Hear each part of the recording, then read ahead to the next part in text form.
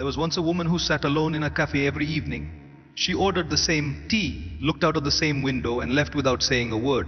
People began to notice her. Some whispered, "She must be lonely." Others said, "Maybe she has no one."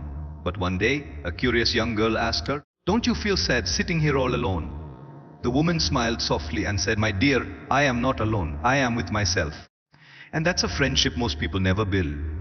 Most of us spend our lives trying to connect with everyone, except the one person who truly matters, ourselves. We want others to like us, to message us, to invite us, to include us. But we rarely take time to ask, do I even like my own company? Some people are surrounded by friends but still feel lonely. Others walk alone but radiate peace. Loneliness is not the absence of people, it's the absence of connection with your own soul.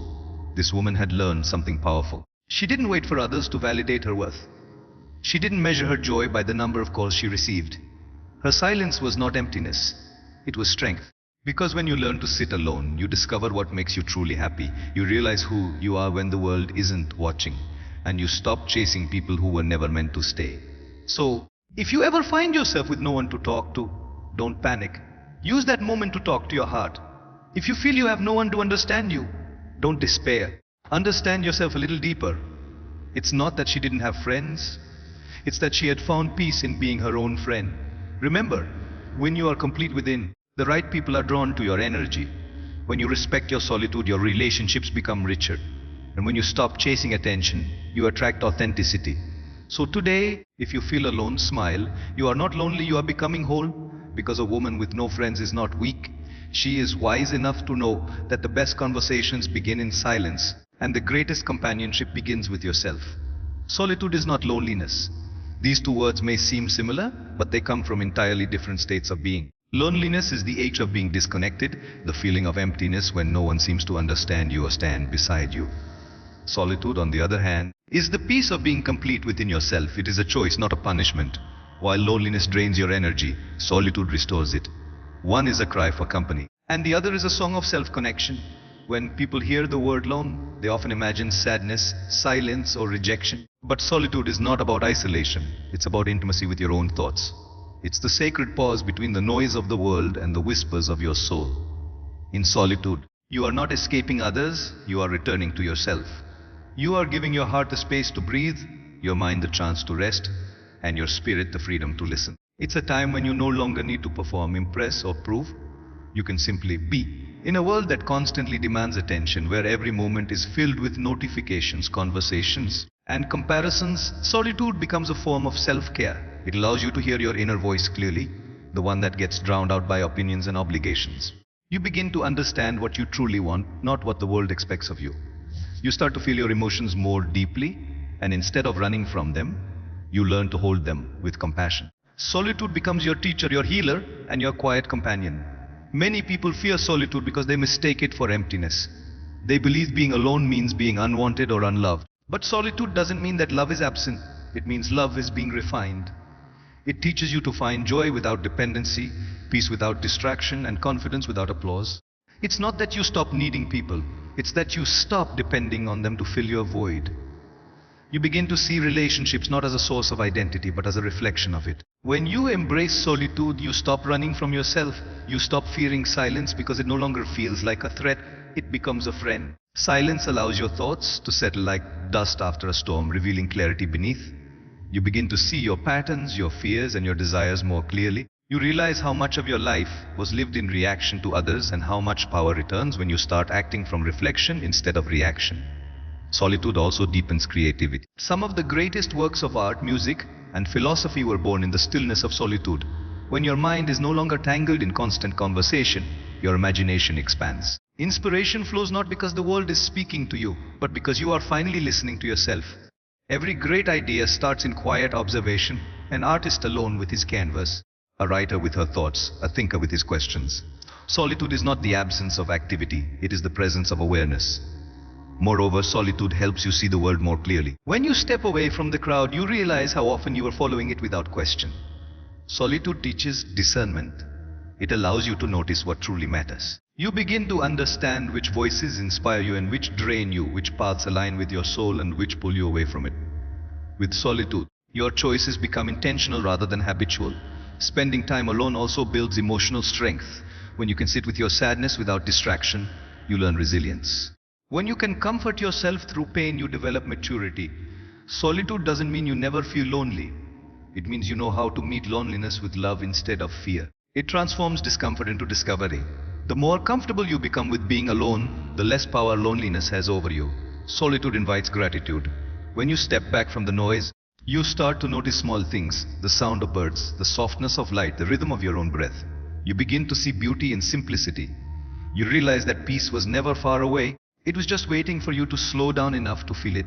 The world seems more alive when you are present, and presence is born from solitude. A woman or anyone who understands solitude learns that connection with others becomes more meaningful when it is not born from need but from wholeness. She doesn't seek company to escape herself but to share herself. She doesn't fear silence because she has made peace with it. She knows that solitude isn't the space where love ends. It's where it begins, within her own heart. And when you are at peace with yourself, even if no one sits beside you, you will never truly be alone. Self-connection precedes all relationships because the way we relate to others is a mirror of how we relate to ourselves. Before we can love, understand, or support someone else, we must first learn to love, understand, and support the person we see in the mirror. Many people rush into friendships, partnerships, or marriages hoping to find completeness through someone else. But no relationship can fill the emptiness that comes from being disconnected from one's own soul.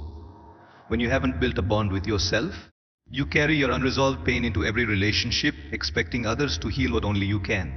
To connect with yourself means to truly know who you are beyond roles, expectations, and appearances. It means being aware of your emotions, your needs, your boundaries, and your values. Without this awareness, relationships often become a stage for confusion. You may give too much, hoping for approval. You may stay silent to avoid rejection. You may lose your individuality trying to maintain peace. But when you are connected to yourself, you stop betraying your truth to earn love. You begin to show up authentically, and authenticity is the foundation of any healthy relationship. When you are disconnected from yourself, you look for others to tell you who you are. You rely on their opinions to define your worth, their attention to feel valued, and their affection to feel safe. This creates dependency, not love. True connection with others can only grow when you are not using them as a mirror for your insecurities. When you know your worth, you no longer seek validation from others. You appreciate love, but you do not beg for it. You enjoy companionship, but you do not fear solitude. Your relationships become expressions of joy, not desperation. Self-connection also helps you set boundaries, which are vital in maintaining respect and balance. When you are in touch with your emotions and needs, you recognize when something doesn't feel right. You understand that saying no is not selfish, it is self-care. Boundaries protect your peace and allow you to give from a place of strength rather than exhaustion. Without self-connection, people often give until they are empty and then feel resentment when others fail to reciprocate. But when you are rooted in self-awareness, you give freely because your giving comes from abundance, not from fear of losing love. Every conflict we experience with others begins with an inner conflict we have not resolved. If you haven't made peace with your past, your wounds will show up in your present relationships. You may become defensive, clingy, or distant without realizing it. But when you connect deeply with yourself, you bring consciousness into your relationships. You can recognize your triggers and communicate them honestly. Instead of reacting impulsively, you respond with understanding. You stop blaming others for your pain and start taking responsibility for your healing.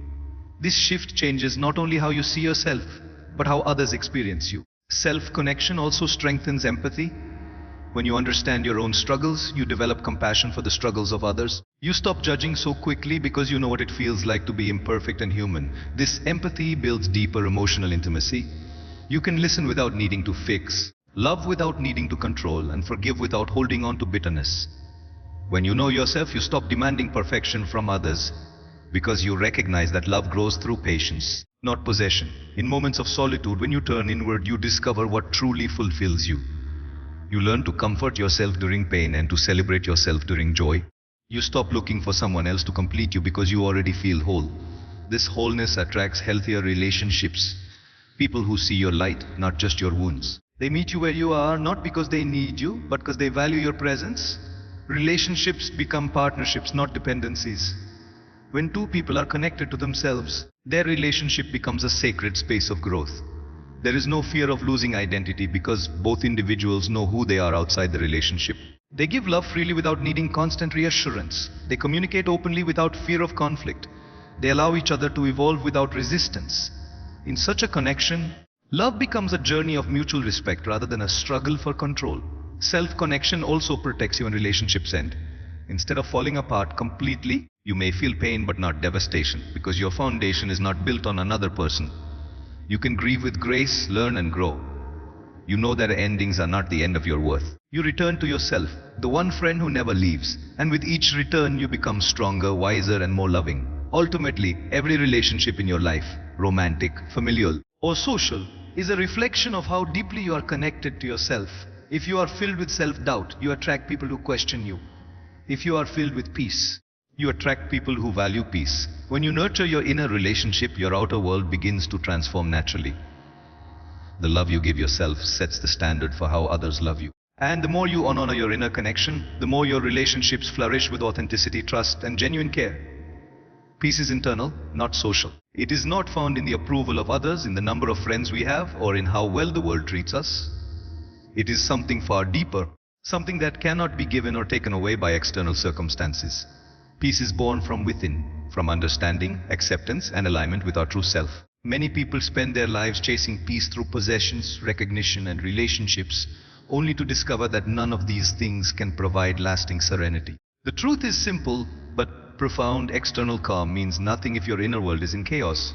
Peace begins when you stop depending on the outer world to define your happiness. The moment your sense of well-being relies on how others behave, what they say, or whether life goes according to plan, you become a prisoner of circumstances. True peace does not mean that everything around you is perfect. It means you are not disturbed by imperfection. It is the ability to stay centered even when storms rage outside. You may not be able to control events, but you can control your response to them. And that response determines the quality of your peace. The world teaches us that peace is something we must earn. We think, I'll be at peace when I get that job, when I find the right person, when everyone finally understands me. But peace doesn't arrive as a result of achieving something. It appears when we stop resisting what already is. It's the space between acceptance and surrender, where you no longer fight reality but flow with it. Peace is not a reward for doing everything right. It's a gift you uncover when you stop struggling to make life different than it is. There is a deep difference between social calm and inner peace. Social calm comes from harmony around you, people being kind, situations being stable, and everything running smoothly. But that form of peace is fragile. The slightest disagreement or loss can shatter it. Inner peace, however, is independent of outer noise. It exists even in the middle of chaos. It's the quiet strength that allows you to smile through uncertainty, to forgive when it's hardest, and to stay grounded when others lose their balance. It's the kind of peace that no argument, insult, or failure can take away. When you depend on the world for peace, you are constantly in search of control. You try to make others behave a certain way, try to plan every detail, and try to protect yourself from disappointment. But life refuses to obey our control. People change, situations shift, and expectations break. The more you resist these truths, the more restless you become. The only way to find true peace is to surrender the illusion of control and trust the flow of life. Peace doesn't come from mastering the world. It comes from mastering your mind. The mind is often the greatest source of unrest. It replays the past, worries about the future, and criticizes the present. It feeds on noise and distraction. But when you start to observe your thoughts instead of identifying with them, something magical happens. You realize you are not your mind. You are the awareness behind it. And in that awareness, peace naturally emerges. Silence becomes healing rather than uncomfortable. You begin to see that calmness is not something you have to create. It's something you uncover once the noise fades away. Peace also requires forgiveness of yourself and others. Holding on to anger, guilt, or resentment is like drinking poison and expecting someone else to suffer. Forgiveness doesn't mean you agree with what happened. It means you refuse to let it lie rent free in your heart. The moment you release judgment, you release heaviness. You make space for peace to enter. When you stop carrying old pain, your heart becomes light enough to rest in stillness. Sometimes people mistake business for peace. They fill every hour with activity, hoping that if they stay distracted, they won't have to face their inner turbulence. But peace cannot coexist with avoidance. It comes only when you face your emotions, no matter how uncomfortable they are, and make peace with them. When you learn to sit quietly with your sadness, anger, or fear without trying to escape it, those emotions lose their power over you. You stop running, and what remains after the storm is clarity, a calmness that is unshakable. Peace is not achieved through noise, company, or approval. It is nurtured in moments of solitude and reflection. It grows when you learn to listen more and react less, when you choose understanding over argument, and when you value presence over performance. The most peaceful people are not those who have the easiest lives, but those who have learned to remain kind and calm, even when life tests them. When you stop seeking peace from society and start cultivating it within, you become unbreakable. Situations may change, people may disappoint, and challenges may arise, but your center remains steady. Peace becomes your natural state, not a temporary escape. It radiates through your words, your actions, and your presence. And when you carry that inner peace into the world, you begin to influence it, not through power or persuasion, but through your calmness. Because true peace is not found in the world, it begins in the heart that has made peace with itself. Validation must come from within, because no amount of external approval can permanently fill the emptiness created by self-doubt. Many people spend their lives chasing validation, trying to be liked, appreciated, or recognized by others.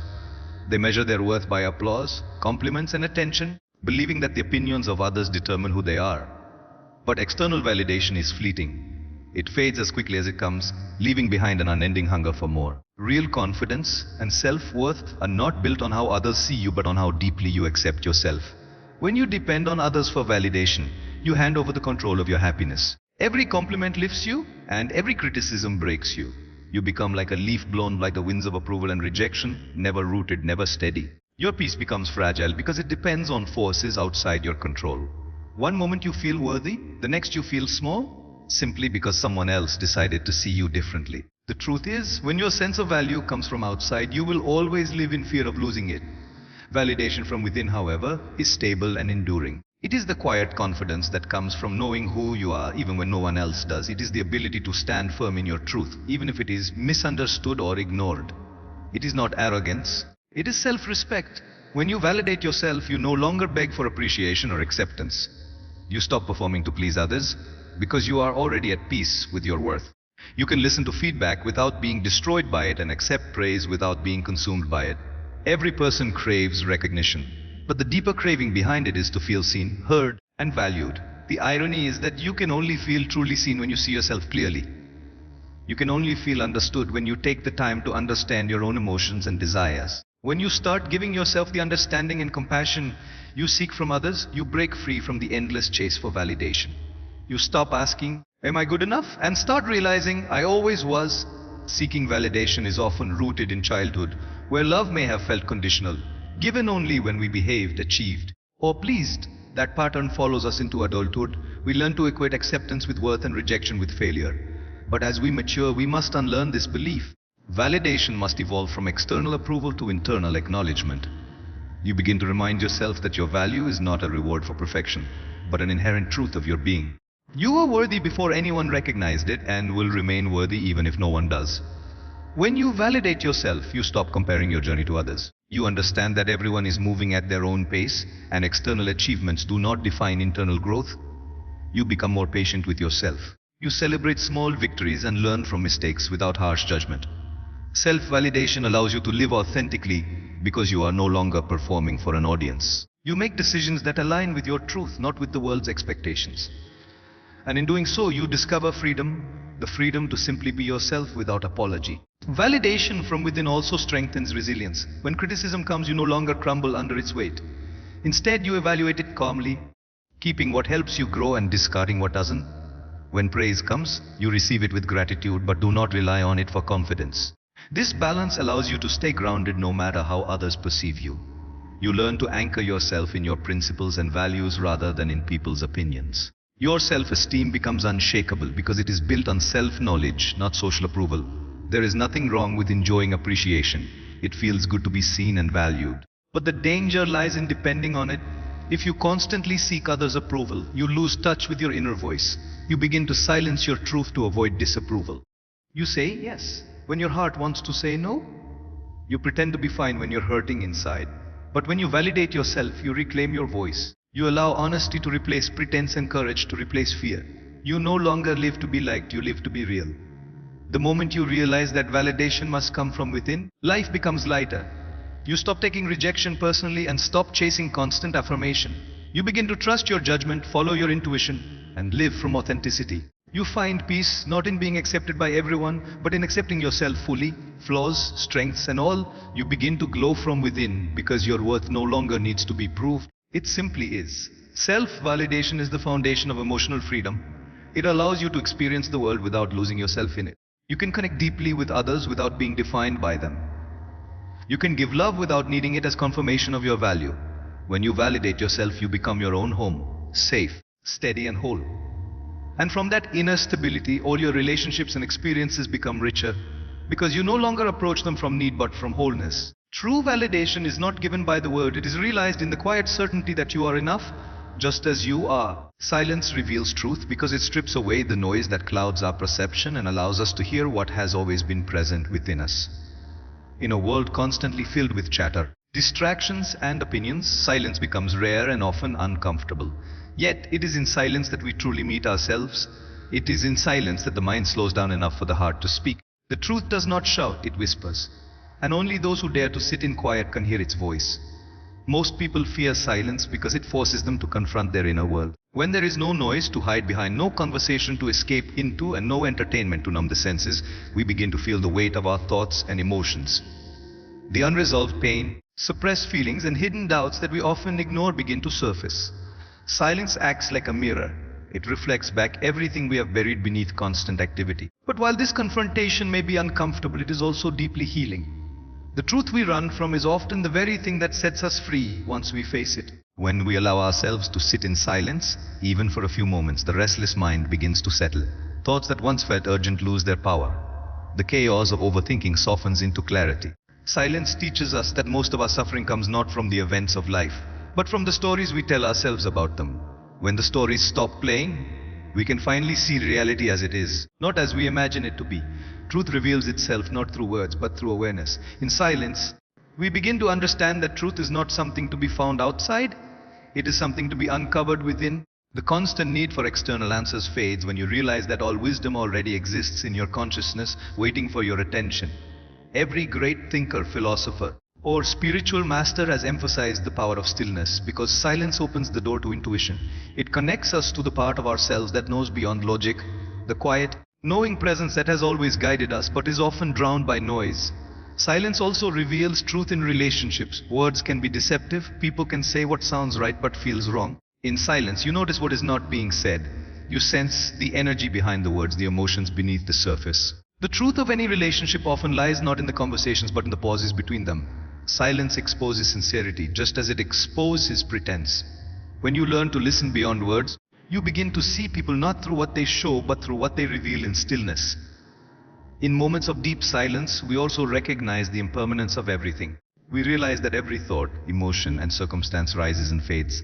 Silence gives us perspective. It reminds us that nothing lasts forever, not joy, not pain, not confusion. This understanding brings peace, because once you see the transient nature of life, you stop clinging to it. Truth emerges as a calm acceptance of change. You learn that the essence of who you are is untouched by external movement. Silence teaches patience. In quiet observation, we learn that not every question needs an immediate answer, and not every emotion requires a reaction. The truth unfolds in its own time, and silence allows that process to happen naturally. The more we resist the need to fill silence with words or action, the more we realize that the answers we seek come when we stop chasing them. Silence becomes the soil in which understanding grows. There is also a spiritual depth to silence. When you experience profound quiet, you begin to feel connected to something larger than yourself. The mind's constant chatter separates you from life. Silence unites you with it. It allows you to feel the rhythm of existence, the heartbeat of nature, the stillness between breaths, the subtle beauty of presence.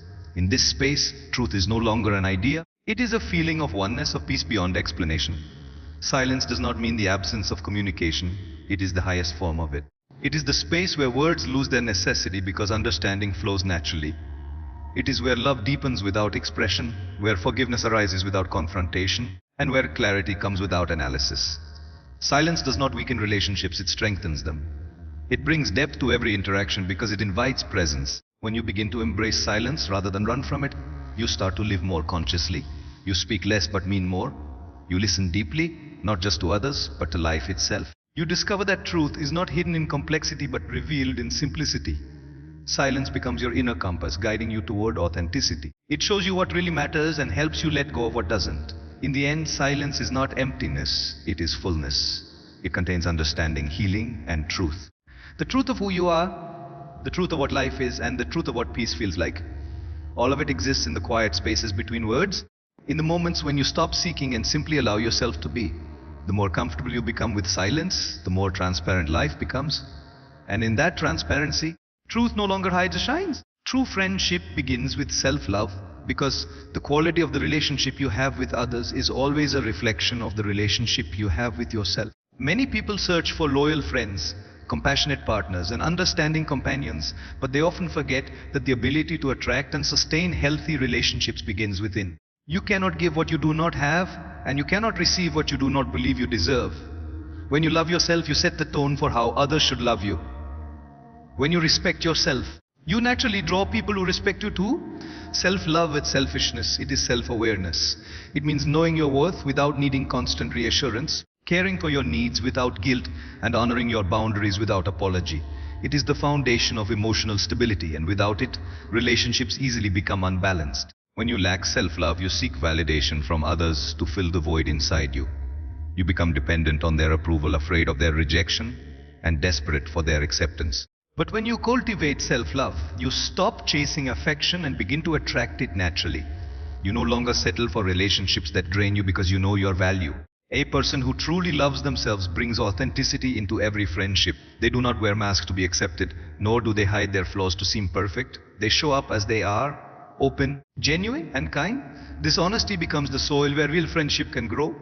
When two people are secure within themselves, they connect not out of need but out of appreciation. Their bond is not built on dependency but on mutual respect. Each person adds joy to the other's life, but neither is the source of the other's happiness. Self-love also teaches boundaries, which are essential for maintaining healthy friendships. Without self-love, people often say yes when they mean no, give when they are exhausted, and tolerate disrespect just to keep others happy. This leads to resentment and emotional exhaustion. But when you love yourself, you understand that saying no is not rejection. It is protection. You begin to choose peace over pleasing. You give from abundance, not from fear. You no longer need to lose yourself in friendships to feel worthy of them. You become someone who can care deeply without sacrificing your inner balance. When you practice self-love, you also become more compassionate toward others.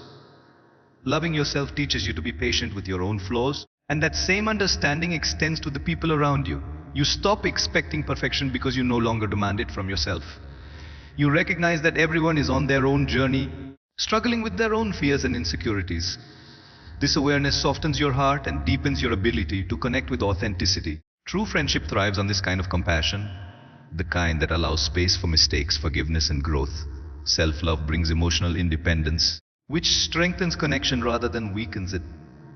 When you are comfortable with who you are, you don't fear being alone. You enjoy your own company and don't need constant reassurance to feel complete. This independence makes you a better friend because you are not seeking to be completed by someone else. You are seeking to share the completeness you already feel. You give freely because you are not giving from emptiness. Your love becomes a gift, not a transaction. True friendship cannot exist without trust. And trust begins with the trust you have in yourself.